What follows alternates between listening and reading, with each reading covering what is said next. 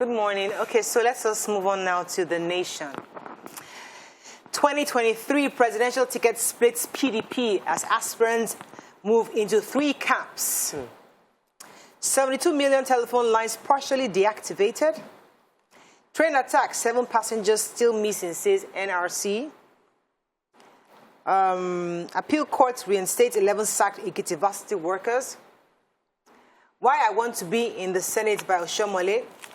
Bandits abduct 22 on Abuja-Kaduna highway. JNI slams federal government over worsening insecurity. Okay, which story are we starting with? The bandits attack, yes. So a community in along the Abuja-Kaduna highway were recently attacked just after the IG's visit, and 22 residents were abducted from their homes. So according to an eyewitness in the report, they just came, attacked. They came in army uniform. In an entourage, they abducted these family members within their households, heads of families and their entire families, 22 of them, and walked them into the bush carefully. And then they started shooting to avert any reaction from the villagers or from people around. But the shooting, they didn't shoot to attack. They came in unabated and picked people and then led them into the bush. As at the time of the report, there has been no confirmation from the Kaduna State Police Command. The Kaduna State government also have not reacted, but Senator Shehu Sani is the one who tweeted about it, and I think he has more facts about it. But this is just to highlight that in the wake of all the things that we talked about yesterday, abductions are still ongoing. So. And the train attack, 14 passengers were found alive. The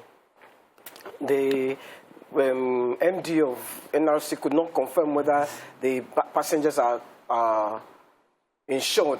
He actually said the train is insured, the passengers are insured, but he couldn't name the insurance company. The newspaper went to ask the insurance. Nobody can really verify if the passengers are insured and how much the passengers will collect. I don't even think insurance companies would want to insure something that can be volatile because it's not to their own safety. So those of us monitoring the PDP matters, please update us.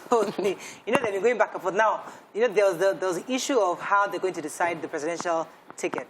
So there was the zoning team to the south, and there's those saying who the consensus candidate. But now, based on this report, they have been split into 3 camps.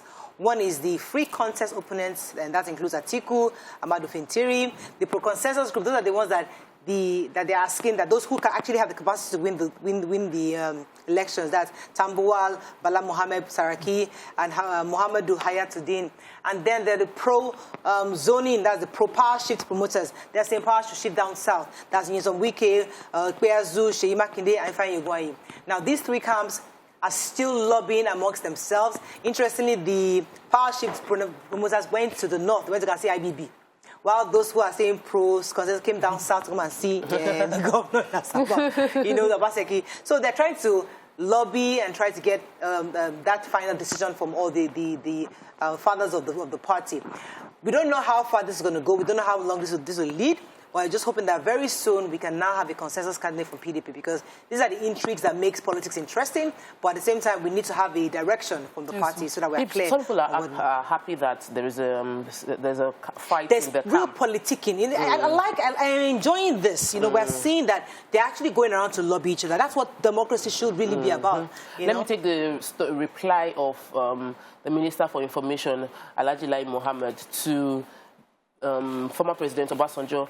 He was speaking at TVC's This Morning show, and he mentioned the fact that the President, Muhammadu Buhari, is not overwhelmed, and that the challenges that Nigeria is facing is peculiar, that this is not a conventional warfare, that we're fighting terrorism, and we must give kudos to the military. He also mentioned that the federal government has given the military enabling environment to continue the fight against banditry. He noted that the security challenges and the personnel were doing their best, and they've recorded some successes in the fight against terrorism, that we're fighting terrorism, so that the statement by the former President Obasanjo is wrong to say that our president right now is overwhelmed. He is not. We are doing our best, according to Alhaji Lai Excuse me, can I just, because I watched the show as well, and I heard him say the insecurity today was inherited. And I think, personally, that's not the right statement for him to make. Because is he factual or not? Is he a statement of fact or not? Yes or no?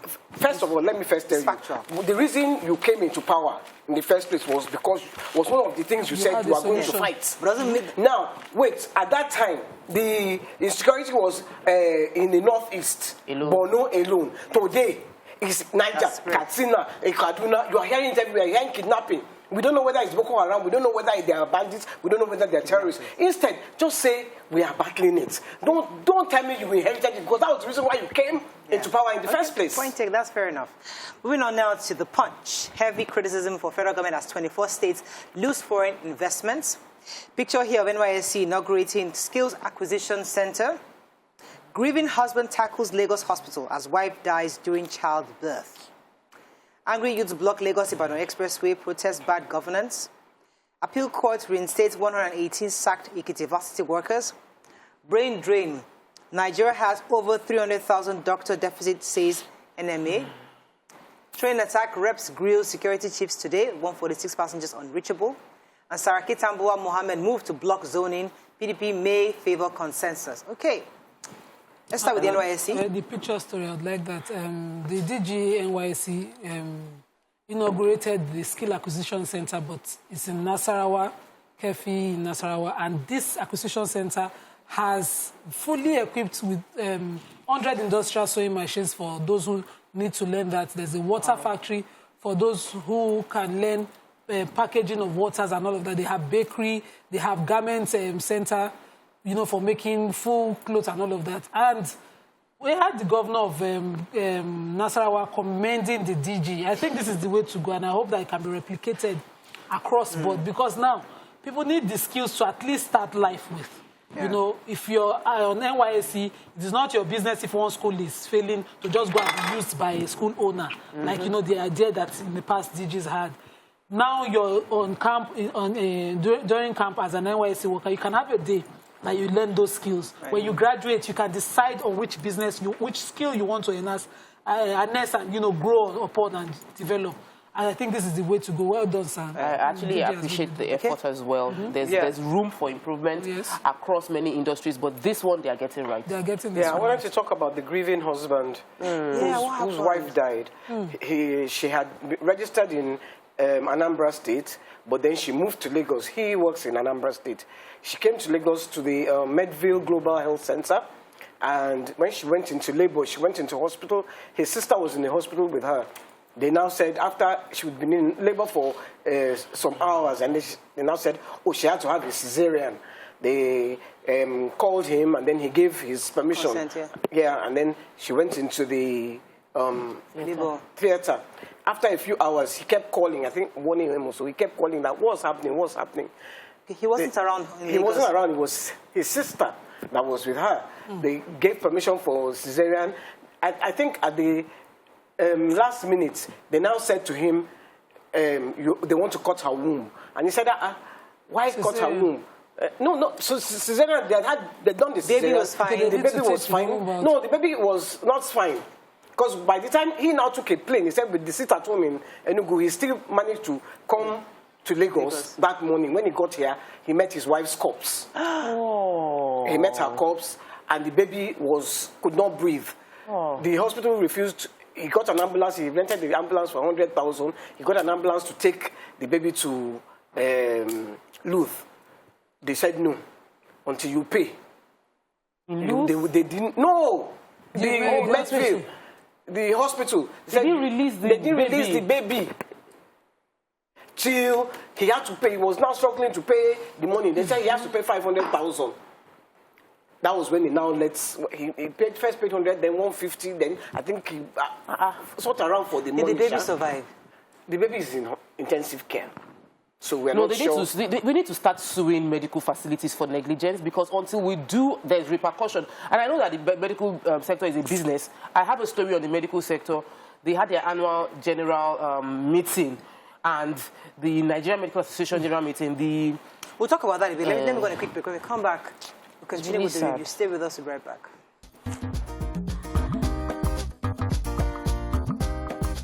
Stay tuned. Your View will be right back. Thanks for staying with us. All right, so you're going to take a linking story. Yes, really sad story about the poor man that lost his wife, and linking it with the story of the challenges within our medical sector is the fact that there is a major brain drain at the annual lecture by the NMA, that's the Nigerian Medical Association of Nigeria. The president, Professor Innocent Uja, mentioned the fact that considering our population as estimated by the United Nations, we're 215 million people, we have a deficit. We should have a lot of more doctors than what we have. Our deficit right now is over 300,000. We should have more than 300,000 doctors residing in our country. Yet, on a daily basis, we are losing doctors to better countries with better facilities. And that article said between 2018 and 2020 or something, within 2 years, 9,000 left Nigeria. Yeah. Can you imagine? Then he also mentioned that the current ratio of 1 doctor to 600 patients is not sustainable. So the medical sector is very stretched. Let's pause on that. We'll talk about it. Let's make it one of our hot topics. It's something we need to focus on. But let's continue with the stories. The major headlines. So there was an event yesterday where the Catholic Bishops' Conference, the Jamaatul Nasir Islam, and some other state governors, Manufacturers Association of Nigeria, were talking about the fact that the 24 states have not gotten foreign direct investment in a very long time, the whole of 2021. According to them, there was Nigeria generated $698.7 million from the FDI, which was the worst in 10 years. And a few factors were identified as the cause of these, one of which obviously is COVID. Another is insecurity. Another major factor is the foreign exchange market and the devaluation of the naira. Because when you bring in an investment, you don't earn what you invested because the naira has been devalued. And then there's also the issue of the cost. It says the investors are also reluctant to invest in the country where the cost of doing business is very high. You expect that the high cost of electricity in Nigeria, inefficiency of the ports, the rail system is a major problem. And finally, our company income tax is among the highest in the world. Most countries have 15 to 16%. Ours about 32.5%, which is the not an incentive for companies to come and these are not incentives at all. Companies would refuse to come into country. So 24 states right now did not have any FDI the whole of last year. And that in itself is not a good thing for our economy. And even an indictment on the states. The state governors too should sit up and think of what to do. Exactly. Moving on quickly now to the Daily Sun. Bandits strike on Abuja Kaduna Road. Blackout as 73 million mobile phone subscribers. Train attack, 146 passengers unreachable. 14 found alive, says NRC. Military on red alert over rumored plans to attack Abuja. Bishop hails Nwai on job creation, youth empowerment. Sit at home, Soludo promises criminals hell. Attend special church service prayers. Okay, which story? Okay, 73 million on linked lines blocked by federal government. So, in a statement released by the NIN-SIM, that's National Identity Management Commission, and the Nigerian Communications Commission, NCC, the spokesperson representing them, Kayode Adegoke and Ikechukwu Adinde, respectively, announced that 73 million unlinked lines from today will be blocked in the country, and all those affected lines should then go to the offices of the NIN centers around them to register their lines and link their SIM card to their NIN numbers to their SIM numbers immediately. Okay. So the sit at home is still ongoing in the southeast every Monday, even though the Archbishop of Enugu Diocese had sent a memo or a circular that people should come to church on that Monday to pray, sort of like bringing an end to the sit-at-home that has been ongoing. Many people did not observe it. Very few churches opened up, especially within Enugu State. People did not even, there was no movement. The few churches that opened, the priest only prayed with their family members and those that stay parishioners within the facility. They also mentioned the fact that some priests said they were not even aware that there was supposed to be a prayer hour at 11 a.m. on Monday. Part of the issue also included the fact that banks, filling station in Oka, Anambra State, most markets, Eke Oka markets, Zik Avenue, most of the streets were closed. There was no activities within that area. Adding to that, the governor of Anambra State says he'll be announcing the membership of the Peace and Reconciliation Committee that would look into the areas of sincere grievances amongst the people, and also to be granting amnesty to those in the forest. So he's obviously extending the hand of friendship to those who are in the forest to come forward, because they would then see how they can do to ensure to regain trust amongst the people, because these are the people of the state, and Imo State is involved, Enugu, and then Anambra. So he's doing what he can do to ensure that he can bring back the boys in the house so that they can stop this sit at home that is totally, in fact, he has declared it no more. Yesterday is supposed to be the last day. So hopefully, we hope he's able to retain that. And I hope that the people that are doing the sit at home, enforcing the sit at home, they should please explain their grievances to the governor. At least the governor Soludo is open to them. Right. Explain it and see how we can peacefully resolve the issue. Okay, let me take the major headline, because just 24 hours after the Inspector General of Police had said that the Abuja-Kaduna highway was free, sadly, bandits raided some houses on that same road at the Agua Maji in Jere Town, Kaduna State, abducting 22 villagers at about 11 p.m. on Sunday. This is just barely 24 hours after the whole, when he went there to inspect. This town shares a border with Niger State, and it's quite sad that this happened. But I thought they said they had police patrolling. That's what we're told. They're patrolling that area, but we said that the bandits came in their large numbers, and some of them wore army uniforms. They moved into house to house, woke their victims up before marching them out at gunpoint, and then the bandits operated silently in the community over an hour before the police officers came. And when they keep saying they came in large numbers, where do these people stay? They come with bikes. So someone that was kidnapped was telling us in Dubai that one of his drivers that got kidnapped in the north, they told that they kidnapped like 3 drivers and said the payment, apart from money, was to buy bikes, 50 bikes. Specification of the bike was mentioned, and they had to exchange the bikes, brand new bikes, for these lives. So they are getting people. People are paying them. They are getting more equipped, and this thing is going on. Is it possible for 50 bikes to be moved into an area and nobody will know how it disappeared into the forest? That is why people are talking about complacency of the security people. Yes, and the community. Even the train. It was not just bikes, vans. They came with vans and bikes. For how long did they drive and nobody saw them? Before they would get to the place where they would bomb the train. Let's move on completely to Vanguard. Let's see. Sultan's GNI Catholic Bishops Lambas FG on insecurity. Oshamale at 70 declares for Senate. Ohaneze disagrees as Soludo offers amnesty to agitators in Anambra. Addressing misconceptions of mental health and spirituality.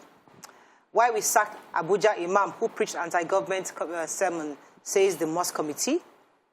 You can't fight insecurity keeping students at home, ASU tells government. NIN-SIM linkage, FG bars on linked subscribers from making calls. Okay, which story? So the Imam, yesterday, because it was a hot topic, according to the chairman of the mosque committee, Senator Saidu Dansadao, he says that, they regret to announce that he has been sacked, starting today. And this is, starting yesterday, sorry, and this is because, according to them, you know better than me by teaching the teachings of Islam that the essence of administering punishment is to correct behavior. Unfortunately, your media reaction, where he reacted and saying God was supreme to everybody, over everybody, he says his media reaction creates the impression that you are not remorseful, let alone humbly reflecting on the consequence of your utterances. And so they sacked him and went further to say that leadership demands a great sense of responsibility, and if our words do more harm than good in the larger interests of the country or the public, we have responsibility to maximum restraint for the good of the public. And so it's obvious that you are seen to be keen to modify your Friday, you are seen not to be keen to modify your Friday sermon to be reflective of the volatility of the security situation in the country. You are an influencer and your words carry a lot of weight. Your words can make or mar our situation. Your words can be taken advantage of by mischief makers, those responsible for these security challenges or enemies of the country for their devilish agendas. And so they said that, they had to let him go. But that's the Sheikh Khalid, has moved on to the Supreme Court quarters, Jumat Mosque, where he is now giving tafsir for the Ramadan. Okay. But they said that they can't confirm whether he has been appointed. I want to quickly take the JNI. No, I'm not taking JNI. I want to take the story. We have two major education-related stories. One, the ASU is still on strike, and the federal government's response is that if this strike has not produced the results, we don't have the money. If we had the money, immediately you went on strike, we would have paid you back. The ASU are saying that you can't try to solve security problems when students are at home. And the commission is going back and forth. Meanwhile, new people that want to apply for JAMB, another story entirely, are going to be paying more because of diesel. So the service charge cost was meant to be 600 naira. Now, every candidate will have to pay 1,000 naira because diesel cost has gone up. It's a reality on ground, but it's affecting the educational. They're trying to get into a school that is on strike. Like, we need to take our educational sector serious. The Minister of Education needs to know that there's a whole lot. We know that a lot of things are going wrong, but at least the young boys and girls that want to go to school should be allowed to go to school so they don't fall into crime, banditry, and terrorism. Yes, sir. If we really want to deal with the long-term damage of building prisons and harm and providing funds to provide ammunition for military, we should deal with the issue on ground.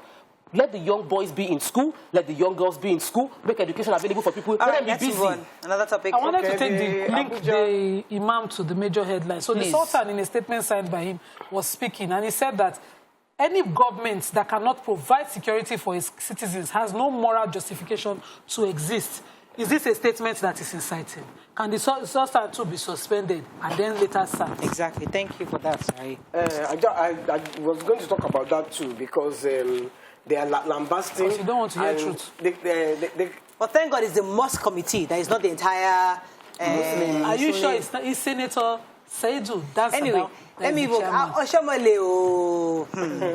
He was dancing for his 70th birthday. And then this is his wife. We thought the wife has gone. No, I mean, I was surprised to see her. I was surprised to see her. Like, Auntie, I thought you have gone to your country, but she's still here. I'm happy for you. Maybe I've gone to beg her. I really thought so, but I'm happy to see her. It's good let's to see her. focus on the main thing. Anyways, what happened? He has finally declared for Senate. He's running. He said that he wanted the issue on the party to be fixed first, to have a convention, and then after the convention now, with the commitment he's having from his people, and the fact that, yes, his people have been pressurizing him to run, but he's been just saying, wait, let us fix the problem first. Now that we've had the convention, we know who is the president, I mean, who is the chairman of the NWC and all that, he is now ready to declare for Senate, and he's hoping that the elders who came for this party yesterday will show their support for him. But he's very healthy. He looks good. I just feel that our politicians need to give room for fresh blood, and our politicians need to take on the role of mentors, because you cannot mentor when you are.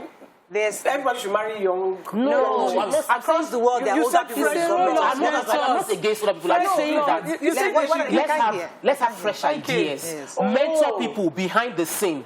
You be the one saying that I am standing behind these 4 young guys, and I want to see what they manifest. That is all we can take. Next time you say fresh blood. We didn't think so. I knew what she was saying. We'll be right back. Stay with us.